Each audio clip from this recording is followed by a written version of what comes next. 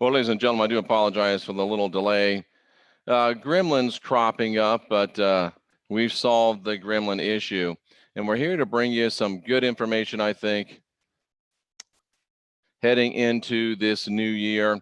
We're all making some reevaluations. We're all making some reassessments, or at least we should be. And I hope that we can make reevaluations and reassessments in our work path to begin to do things that are more serving to ourselves and to our great basic purpose than just continuing to be a cog in the slave labor wheel. That maybe you'll begin to find a way to begin to do something that is serving your great basic purpose. Perhaps you will move and find relationships that are both giving and receiving, that you're rendering both service to yourself and service to others, and you're receiving the same.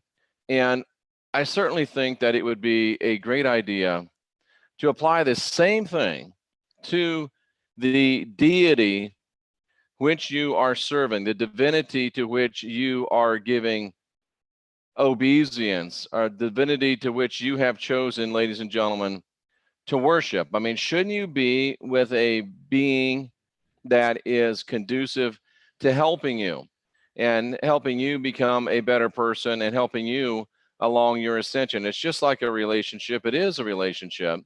And why would you want to be with a divinity that doesn't help you any more than you'd want to be with a person that does not help you, ladies and gentlemen? So today, let's take a look at that concept. Let's look at whether the God that we're taught to worship traditionally is a God that is typically good to us or a God that is typically something else to us. And then you can make your decisions for where to go from there. Nice to see you, Marsden. Haven't seen you in a minute. Always great to see you here. So let's take a look at some things.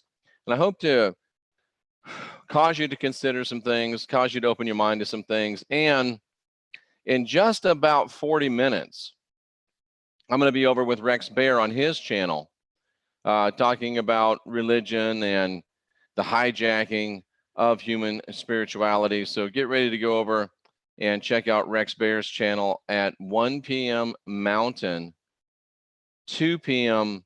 Central. So it's about an hour and a half before I'll be, well, I don't even know what time it is here right now. Isn't that just terrible? Welcome to my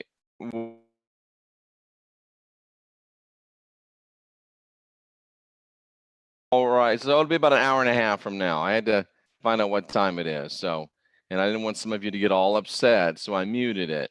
So we will see you over on Rex's channel in about an hour and a half. Let's get down to business here. And let's get down to business in regards to looking at the biblical text. And let's look at something here. Here's Moses, pretty religious dude. And he says here to the people, and it's interesting, this is titled Moses Comforts the People, but that is not in the text. That's just added by translators. But I want you to check in right here and look at this and say that, hear what Moses has to say. And Moses said to the people, don't be afraid, for God's just coming to test you. Make sure that you're really afraid of him so you don't sin. How many of you want to be in a relationship with a person that tests you and keeps you in fear to make sure you're going to be faithful to him? How many of you want to be with a woman that tests you and keeps you in fear to make sure that you are faithful to her? Oh, Jeff, that's not really what it means, I'm sure. Well, let's go into the interlinear and look at exactly what it means, word by word. Shoot, and I forget which verse it was. It was 2020. Of course it was 2020. How do you forget Exodus 2020? So let's take a look at that in the interlinear. Exodus 2020. And let's see exactly what Moses was saying that this God of the Old Testament was going to do. And Moses said to the people, you see the word, God's going to test you. God's going to test you. He's going to test you. He's going to try you. He's going to make a test. He's going to make you prove yourself. He's going to put you to the test. He's going to tempt you, test you. He's going to try you. He's going to put you through ventures like adventures. So God is going to test you and try you and put you through stuff so that you may have a fear of him. Awesomely, extremely fearful. Oh, Jeff, it said he just wants us to reverence him. Oh, really? Is that the kind of God you want? A God that wants you to awesomely reverence him, bordering on fear? But see, it's really for your own good. He loves you so much. He's just trying to get you to not fall into missing, going wrong, or sinning. So it's very, very clear what this says. This says that God is going to test you. He's going to keep you afraid so that you stay faithful to him. And is it any surprise that there is a thick darkness where God is, that this God is a God of a thick darkness? It's a thick darkness God. Is there any surprise to that? Now, can we just talk here for a minute, ladies and gentlemen? We've all been in relationships. We've all had boyfriends, girlfriends. Some of us have had both. That didn't come out the way I meant it to come out, but you know what I mean. I'm saying I'm not down on you for what you do, but anyway, we get to that place. And do you want a relationship with a boy or a girl or someone in between that is going to constantly put you under a test? Do you want a relationship with a boy or a girl or someone in between that's constantly going to be keeping you in fear? Do you want a relationship with a boy or girl or someone in between that's going to constantly keep you in that place so that you're having to constantly prove through tests, motivated by fear, that you love them? Why would you want that? Why would you want that? I don't get it. Why would you want that? Well, Jeff, seems like he's the only God in town. That's the God that I found out about. That's the God in the Bible. I guess it's my only choice. Like Jason says, as long as you're happy. I agree. Well, that's my only choice. Well, is it your only choice? Let's take a look at something else. And I'm not going to leave the Bible. All I'm going to do is go from what they call the Old Testament to what they call the New Testament, ladies and gentlemen. And I want you to know this is the book of James. I know you think Matthew, Mark, Luke, John, Acts, Romans, Corinthians, Galatians, Ephesians, Colossians, you think all of that before you get down to James. But James is the first book that was written in the New Testament, about 47 AD. It's the first one that the people alive at that time got. Oh, what's this? This is the book of James. It's going to be part of this thing called the New Testament. Oh, okay. So it's the first book they got from the apostles. And actually, it was from the head apostle. James was the head apostle because Jesus had already left Jerusalem. And don't you know that the people that are reading James had read Moses? And don't you know that the people who were understanding what James was saying knew full well what Moses had said? And it wasn't just Moses talking, and Moses was the most important guy in their religion, but it was the book of Exodus, which is arguably the most important book in their religion. So do you really think they didn't know what Moses said in the book of Exodus, that God was going to test you, God was going to keep you in fear so you could continue to have to prove your devotion to him? Well, look at this. When tempted, no one should say, God is tempting me. For God cannot be tempted, nor does he tempt anyone. Wait a second. It must be a different word. It must not mean testing. So let's see, what does it mean? When?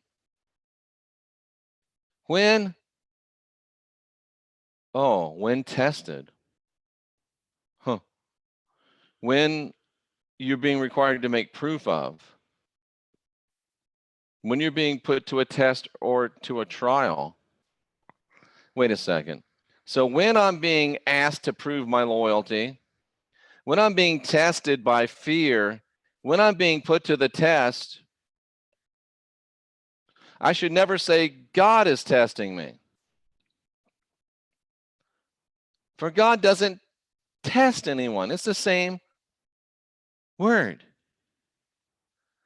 Wait a second. God has come to test you, to keep you in fear so that you show your loyalty to him. God, you should never say God is tempting because God doesn't tempt anyone. Who's anyone? Oh, that's just for the Jews. God doesn't test no one, none, no one, none, nothing. No one, not even one, no flipping body. God doesn't do that shit. Ooh. Pardon me. God doesn't do that. But wait a second, Jeff. Wait just a cotton picking minute, Jeffrey Daugherty. Right there in Exodus 20, it clearly says that God tests people, keeps them in fear to prove their devotion. Clearly says it. It's in the Bible. Same Bible says God doesn't tempt anyone.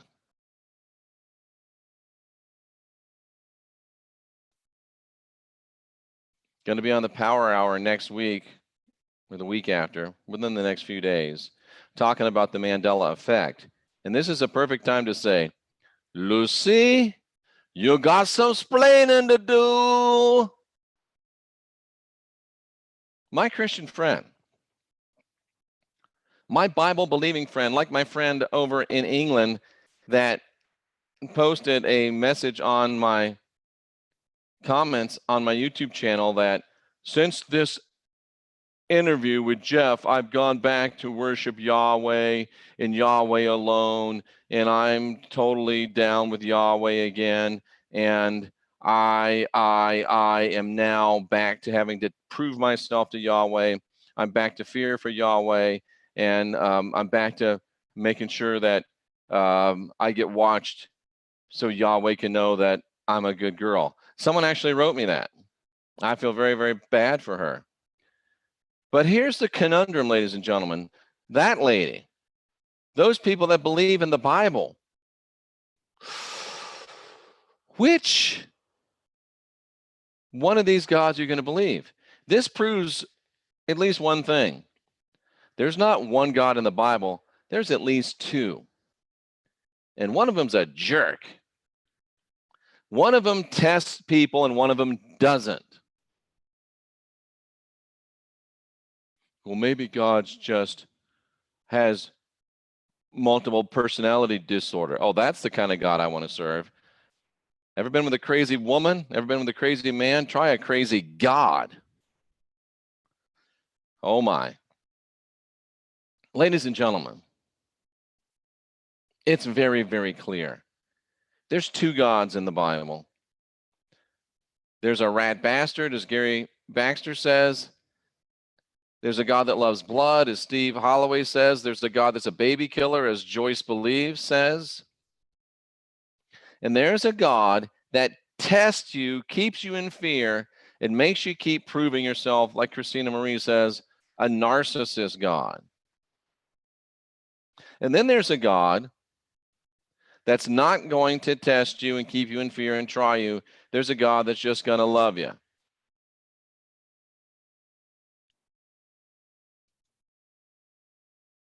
And guess what? It's a new year.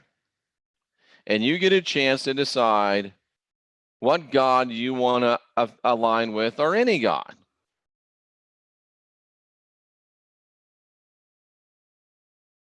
Which God do you want?